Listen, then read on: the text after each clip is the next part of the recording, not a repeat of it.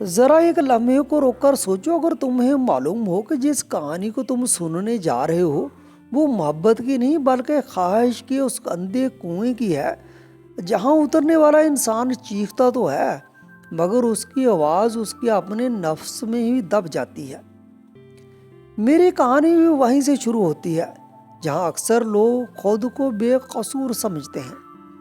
मैंने पसंद की शादी की थी, दिल की मर्जी से निकाह किया था।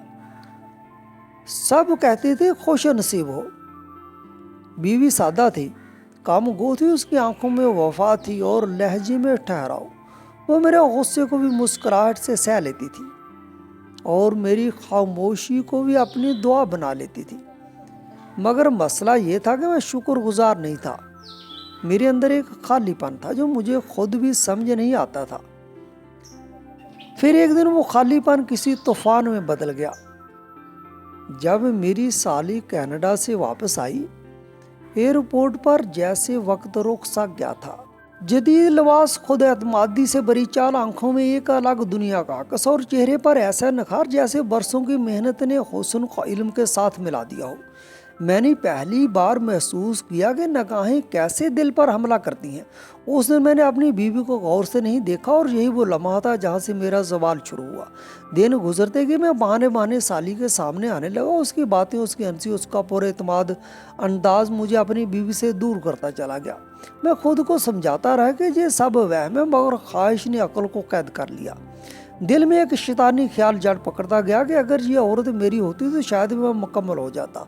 और यही ख्याल आहिस्ता आहिस्ता मुझे इस हद तक लेगा जहाँ से वापसी मुमकिन नहीं थी।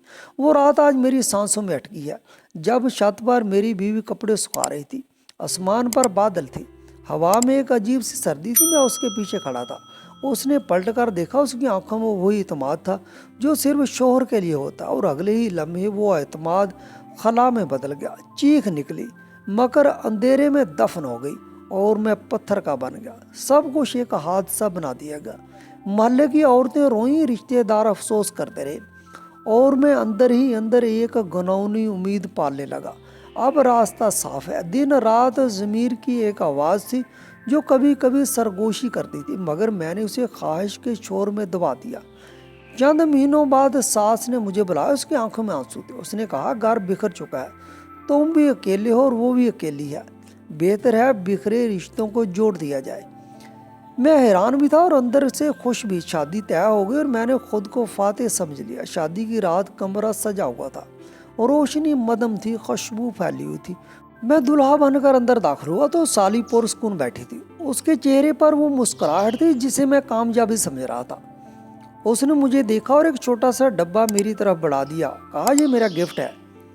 जैसे ही मैंने डब्बा खोला, मेरे जिस्म में सनसनी दौड़ गई। उसके अंदर एक मोबाइल था, वही मोबाइल जो कभी मेरी बीवी के हाथ में हुआ करता था। साथ ही एक वॉइस रिकॉर्डर और चंद तस्वीरें। मेरी टांगें कांपने लगी। उसने कहा, सुनो। जैसे ही रिकॉर्डर चला, मेरी अपनी आवाज़ गूंजने लगी। वो रात, वो अल्फाज, वो इतराफ़, सब कुछ महफूज था। उसने कहा, तुमने समझा था मैं कुछ नहीं जानती। मैं कनाडा से पढ़ कर आई हूँ, अंधी नहीं हूँ। तुम्हारी बीवी ने मरने से पहले सब कुछ मुझे भेज दिया था। उसने कहा था, अगर मैं ना रहूँ तो सच ज़रूर सामने लाना। मैंने तुमसे शादी इसलिए किया कि तुम्हें तुम्हारे इंजाम तक पहुँचा सकूँ। उसी लम्हे बाहर पुलिस के सायरन गूंजने लगे और मेरे अंदर कुछ ऐसा टूटा जो कभी जोड़ नहीं सकता था। मैं पागलों की तरह रोने लगा, मगर आंसू किसी को वापस नहीं ला सकते थे। हथकड़ियाँ लगी और जब मैंने आईने में खुद को देखा तो वहाँ कोई आशिक नहीं था, वहाँ सिर्फ एक कातिल खड़ा था। इस कहानी का सबक यही है कि ख्वाहिश अगर हद पार कर जाए तो इंसान से उसकी इंसानियत छीन लेती है और जुल्म का इंजाम कभी मोहब्बत नहीं होता। Please subscribe the channel. Lot of thanks.